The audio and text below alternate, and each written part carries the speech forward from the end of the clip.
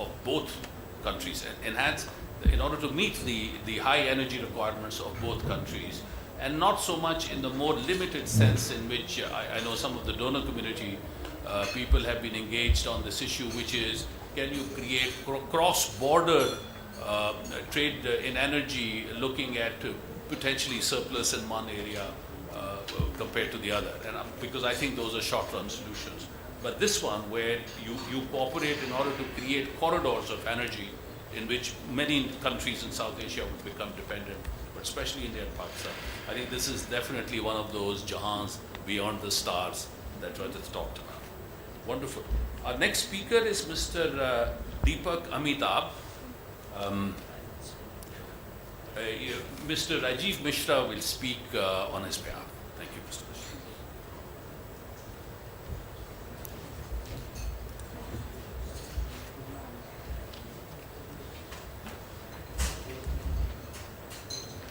It was indeed wonderful to hear from Mr. Taneja that how wonderful it will be for cooperation in energy.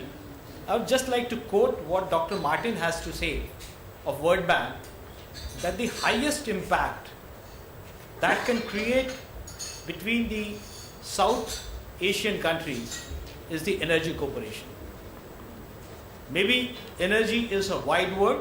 You can put everything together when we are discussing about energy, but we need to be specific at times to get the benefit out of it.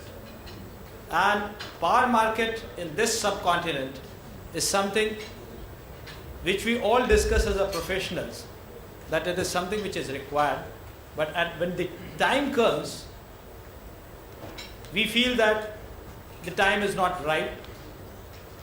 It is something more to be done before we are ready for a joint power market for this subcontinent. Now, I would like to tell you some numbers. I'll not go by all these slides what we have.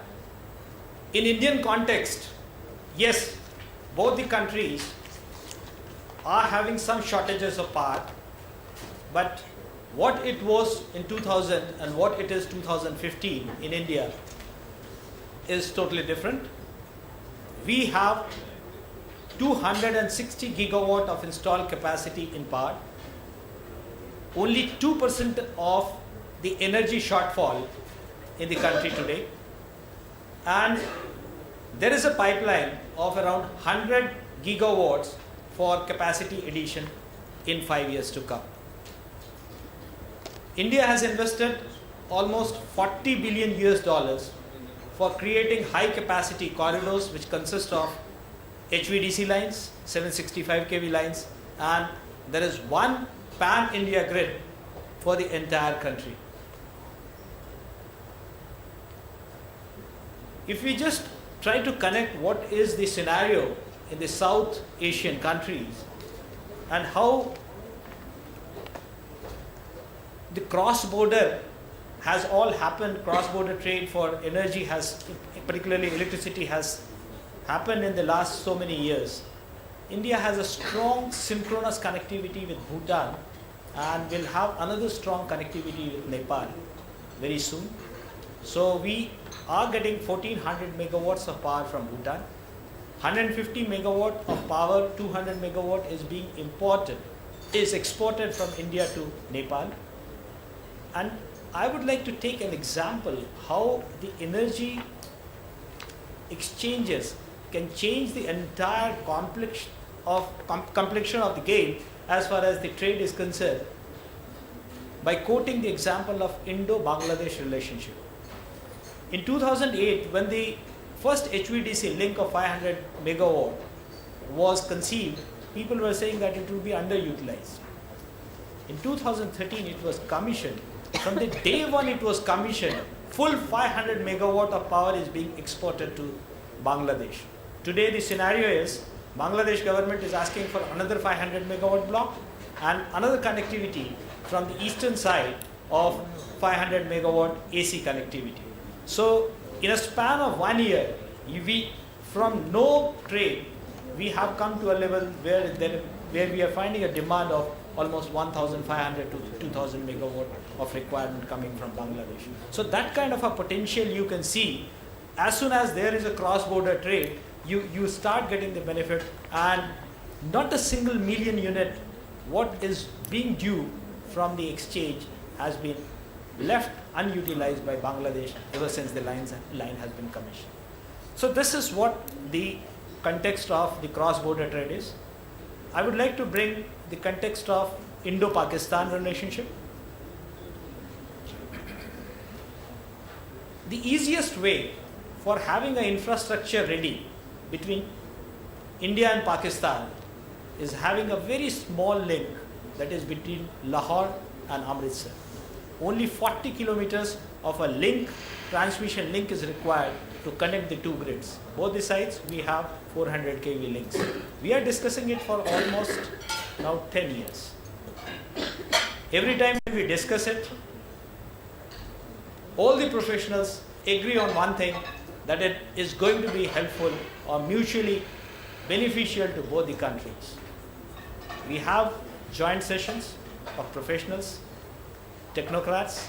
They all agree that it is something which is useful. But in the last 5 years, I have seen that once we leave the room and we have to enter into some kind of MOU, it is still that we are waiting the MOU to come from the other side. Maybe the other side is also waiting for Indian side to react to whatever the needs are. But one thing is for sure, that the link is simplistic in nature and it is beneficial for both the countries. How it is going to take place, I would like to give a small glimpse so that you people can appreciate that. In Pakistan today, you may be aware that the installed capacity is 23 gigawatt compared to 260 gigawatt of installed capacity in India. And against a shortfall of Indian shortfall of 2% of the energy, Pakistan has a shortfall of more than 25% most of the time, and the industries are suffering the most. Now, if we compare the cost of the generation on both the sides, Pakistan is generating at the rate of around 16 rupees Pakistani rupees, whereas in the Indian power market, you have the plenty of power available in the range of around 3 rupees. So it makes a lot of sense. At this point of time, I'm not saying all the time to come, but at this point of time, it makes a lot of sense for any businessman in Pakistan or any grid operator in Pakistan to import at least 500 to 1000 megawatt to begin with. I'm not saying that this should be the end or it should be one-way flow, because there are potential in Pakistan, like they have coal reserves and there can be arrangement, then the power can be generated in Pakistan and the same line can be used to import power to India, particularly for the northern part of the countries. All these are possibilities, but at very simple economics, each unit which will be consumed in Pakistan, Pakistan can save 3 to 4 rupees, Indian rupees, if they import through a very small 40 kilometer link between Lahore and Pakistan, Lahore and Amritsar. I'll not go into the details of the cooperation. This is a small case study which I would like to share with you, and with only a small beginning of 500 megawatt export to Pakistan, Pakistan will be saving something around 5,000 crores every year with the initial investment. And of course, this has a multiplying factor that if you import energy, it will have multiple effects if you use it for the production of your other commodities in the industry. You have one more minute. Yeah. There is one link which we are saying about Lahore and Amritsar. It's a very small link. There can be another link between Mundra and Karachi, and there is a hub of power generation in Gujarat right now, surplus power, so they can get the benefit of that. So all these arrangements can be done, and I'm pretty sure that the way we have got the benefit of a SAARC power market with Indian market at the center of it, with Bhutan, Nepal, Bangladesh already connected to it and getting the benefit of it. Pakistan also should be connected to it, the way all the international European grid or the South African grid is connected, and should get the benefit of a subcontinental power market. Thank you very much. Thank you, Mr. Mishra, for explaining the potential of trading in energy, even at these very low levels of consumption of energy in both countries. If the future vision for both India and Pakistan is to be realized, and the two countries have to grow at about 8% per annum for the next 30, 40 years, what we have today in terms of consumption per capita, regardless of the overall size and magnitude of energy production in both countries, consumption per capita will have to increase enormously. So today's surplus will very quickly disappear. And therefore, while we should continue to explore whatever opportunities arise for trading in the short run, it's really the win-win for both countries in terms of having energy corridors that connect us to energy surplus regions of the world, which are very close to us. I think that's where the real potential lies. But we should exploit whatever short-term opportunities arise. May I now request Mr. Rakesh Kumar? Not here. Okay. We then have Mr. Pradeep Mehta, Secretary General, to make his introduction. Thank you, Chair. How much time do I have? Chair, how much time do you have? About 10 minutes. About 10 minutes. Well, I'll try to. Let me, in view of the shortage of time, and we are aware of the whole background. There has been an excellent presentation done just by the preceding speaker. Let me, Chair, come to my conclusions. One is that in the overall, whether it's energy or any other area, what is required is that trade has to be accompanied by investment. You cannot divorce both. There was a reference to surplus power available in Gujarat, which can be sold to Pakistan. And Adani Enterprises, which is a big business house in Gujarat, has already made that offer to Pakistan to sell power from Gujarat to Pakistan. And not only Gujarat, but also he has added to this offer to supply electricity from Rajasthan, set up a plant there and to supply to Pakistan. On the other hand, there is a big project in Pakistan, particularly in the Thar Desert, on using the lignite deposits there, which is just not moving forward at the pace it should ideally move forward. So that could be both an investment opportunity for Indian investors. I'm aware that even Tata Power, a big power generating company in India, is investing abroad for some reasons of their own, that they're not very happy with their investments in India. But that is not the point. The point is that there is a scope for Indian investment in the power sector. I've just given you some examples. And therefore, involving, Chairman, the private players in the regional integration process will be more result-oriented and more economically oriented through investment if they are given the kind of guarantees of off-take, as well as, more importantly, the payment through escrow accounts or what have you. Third is, I don't know whether this point was raised by preceding speakers in terms of the Iran-Pakistan pipeline for gas and also the TAPI, but I think these particular projects are named as peace pipelines should also be explored as and when they can be developed.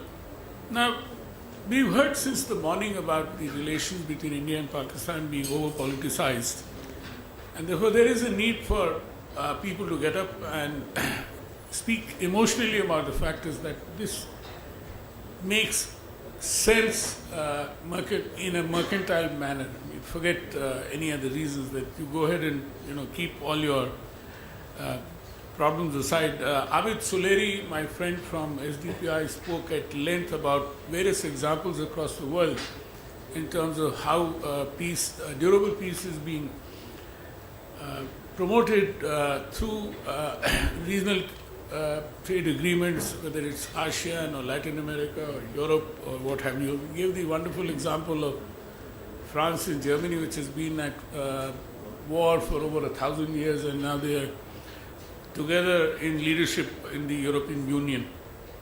I think some sense has to be driven to the politicians as well as to the security establishment in Pakistan that look, these things make sense, and as was pointed out, that economic development is something which I'm sure even the security establishment would agree is necessary, especially when the kind of problems which are happening.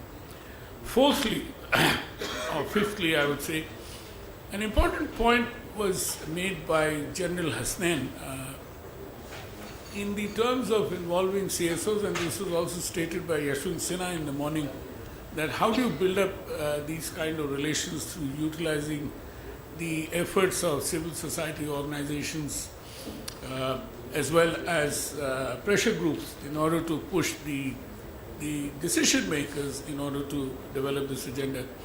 Rajat Kathuria spoke about some of the work that they're doing in the context of India-Korea and raising it from track 2 to track 1.5, which means you have both government representatives also participating in this particular dialogue, and that should be, it is happening.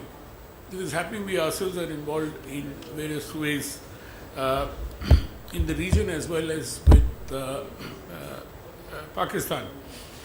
The recent SAARC framework agreement for energy cooperation is a good step in this direction.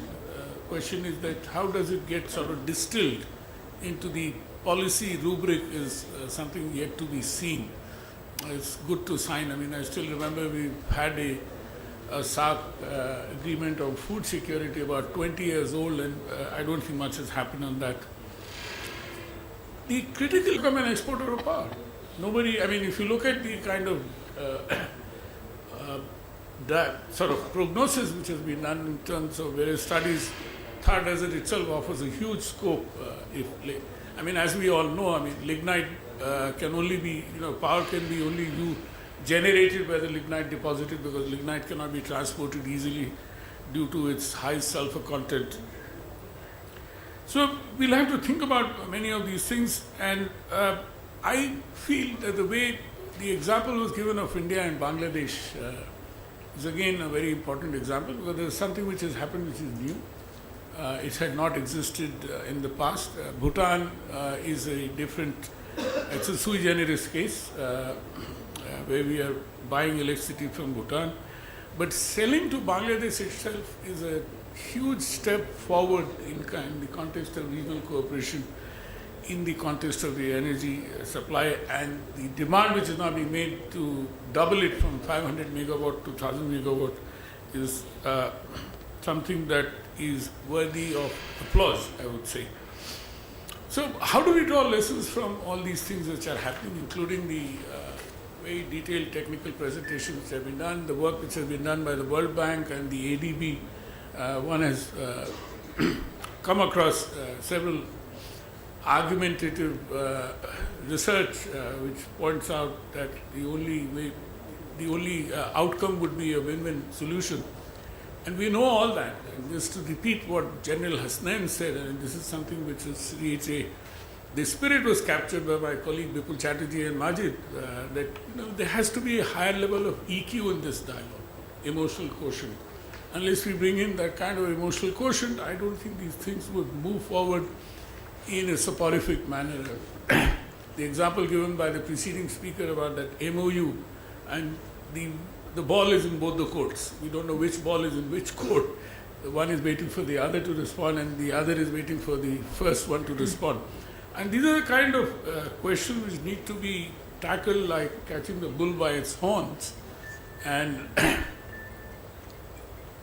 we are aware, I mean, everybody is aware of the potential, the possibilities, and it's a question of implementation.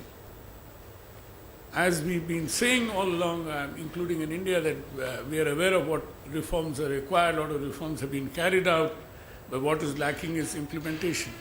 And I leave it at that, Chairman. Thank you.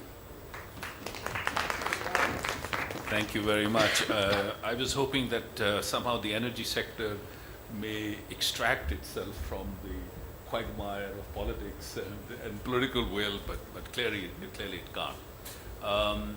We now have Mr. Mahinder Lama, Professor Jawaharlal Nehru University.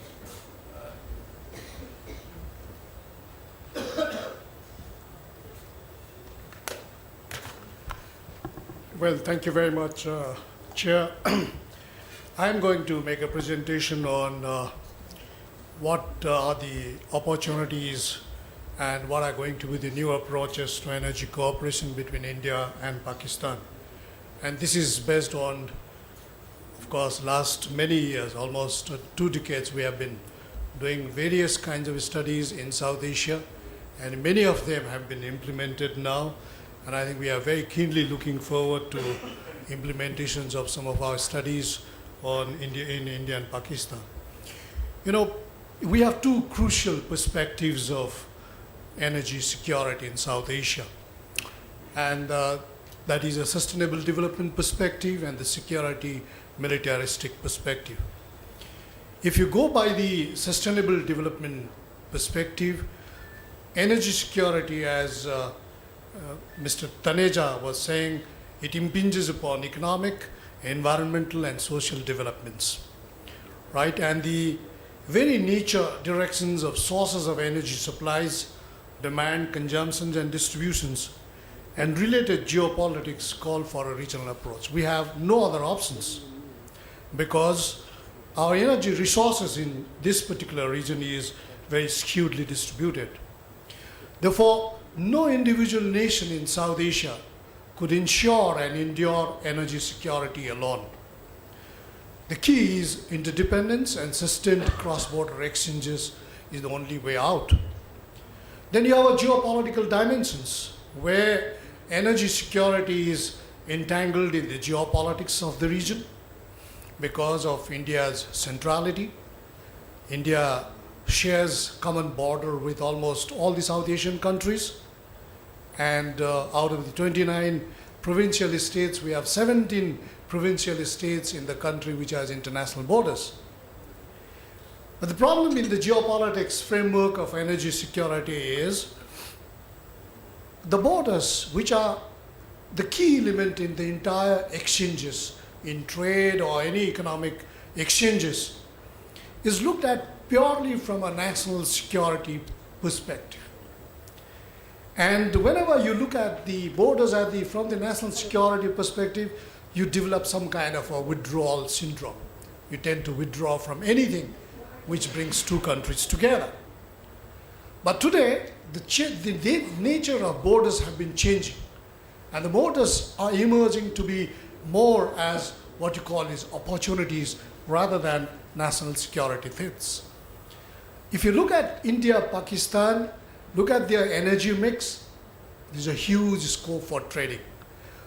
Shortages, growing demand, yes. Electricity demand between these 2 countries, yes. Now, what happens? The moment you think of energy trading or energy exchanges between India and Pakistan, the difficulty is we were integrated. When we were doing a study with the Pakistan Institute of Development Economics about 12, 13 years back, when we went to Lahore and when we went to Amritsar side of the Indian side, then some old people in Lahore told us, look, we had an integrated grid. We had a very good interconnection. And we used to get till 1965 our electricity bills from Amritsar. That was the situation. So we were integrated, somehow we got disintegrated. And now anyhow we want to reintegrate. And this is the difficulty, right? This is the real difficulty. But we feel that if you have cross-border energy linkages, it could lead to a kind of a comprehensive utilization of natural resources, supply reliability, economic operations, mutual support, right? And I think this is going to be one of the most critical ingredients in the confidence building measures between India and Pakistan, that because it involves multiple stakeholders. If you look at what is happening in this particular region, there are 5 reinforcing factors. These are bound to promote power trading or energy cooperations. First is there's a high potentials, yet huge deficit and huge power crisis. You see in Pakistan, you see in Nepal, you see in Bangladesh, right? And there's a tremendous public pressure on the respective governments to act upon, because this could lead to political instability. The other side of the story is people are also willing to pay for a reliable supply of power. The second is there's an increasing realizations among the leaderships in South Asia to expedite process of energy cooperation. We have been looking through what is the process, and we find there's a substantive change in the mindset of the political leadership in South Asia. Look at the 18th SAARC summit, which was held in November. This is the declarations. It's a very beautiful declarations. And as Dr. Mehta said, they have a framework of agreement for energy cooperation. This was never expected. We thought that it will take another 10 years, but it has happened today. You look at like in trade, we have been studying trade very closely, and we have been saying that energy also should be put in the trade basket in South Asia. You have a kind of a very good institutional mechanisms set up across South Asia on energy trading. The third is various levels of sensitizations and preparations for energy trading. Large number of institutions are working. Academic institutions in Jawaharlal Nehru University in Delhi, our Bangladesh in CPD in Bangladesh, Dhaka University in Pakistan, PIDE, LUMS. In Sri Lanka, you have Kelegama's Center for Policy Studies. All kinds of institutions are working on this. World Bank, Asian Development Bank, UNDP, right? And third is all the professionals are meeting together. I've been witness to all these in the last 10, 15 years. Then the fourth, very interesting, is massive power sector reforms have taken place. And one of the key elements in the entire power sector is it's a kind of free access. You can bring power from the neighboring countries, you can bring power from the private sector, you can do it in a kind of a captive manner. So it's a very interesting thing you can see across South Asia today, particularly in India and Pakistan. And the fifth, very interesting, is now we have a very well laid out transmission systems within a country, which just requires some kind of interconnections with the neighboring countries, and this can be seen in a very, very prolific manner in India and to a large extent in Pakistan also. Therefore, when we talk about power exchange between India and Pakistan, we have developed 3 models. One is a bilateral power model, second is a pool-based approach, and the third is a wheeling facility. And we are looking into greater details about how this can be converted into some kind of a realistic project frameworks. Bilateral options, India, Bhutan, is widely quoted, but the worth quoting, which is not a very special situation like that of India and Bhutan, is India, Bangladesh. We have had 3 important projects, very far-reaching. They have groundbreaking projects, 250 megawatt exports from India, grid interconnections, and of course, a new project which is coming up in Bangladesh through Indian support. Now, these are all landmark projects, and why these are path-breaking projects? For us who have been working in this sector for last many years, this is a path-breaking project because it shows a new and more realistic and matured relations between India and Bangladesh. New trend of harmonized and coordinated approach among various ministries within a country indicates a generational shift in the bureaucracy of both these countries, sidelining of unnecessary national prejudices, strong commercial and professional elements in the exchanges. Issues of orthodox variety of national security are for the first time overwhelmed by more serious concerns about non-traditional security threats such as energy security, insecurity, and human insecurity. And leaders have discarded their traditional positions and showed unprecedented political will. Borders are now used as opportunities rather than sources of threats, could lead to several such actions. This is where I think it augurs well for India, Pakistan also. May I take 5 minutes more, Mr. Chairman? Please do. Then you have the pull-based approach, which is what we are promoting. You bring power from all corners of South Asia, bring power from Manipur, bring power from Punjab in Pakistan, bring power from one of the power sectors, say from Karnali, from Nepal, or from even from Bangladesh, put them together in a pool and set it off. Wherever there's a market, send it across. This is what we are saying. And this pool-based approach has been widely successful across the globe, right? In a very, very conflictual situations, in a country, in a situations where one country would not see eye to eye with another country, like in Africa, right? Zimbabwe, Zambia, South Africa, Kenya, all have come together to do a power pool. What a wonderful approach to this. And these are the examples of power pools. And the third is willing facility. You just will the power. If Pakistan wants power from Nepal, India will give the willing facility. Okay, you can use our transmission facility and take this to Lahore or to Islamabad, wherever you want. This is what we are doing. In this part of Bhutan, the eastern part of Bhutan and the western part of Bhutan, they do not have interconnections. So what they do is the eastern part of Bhutan sends power to India. India wills it and take it to the western part of Bhutan. You'll be surprised. 15 years back, or even 12 years back, when we used to plead to our ministries that we should have such kind of willing facility, we should have such kind of power pool, my senior ministry officials will used to say, "Oh, Professor, don't talk about it, because our chicken neck in the four borders in India, in Bangladesh, Bhutan and Nepal should not be disturbed, because that is so security sensitive area." Today, when we talk about India, Bangladesh, what are our security concerns? Because the people wanted it. And the people wanted it, that's why the political leadership had to change its tune. That's why the bureaucracy had to change its positions, right, traditions.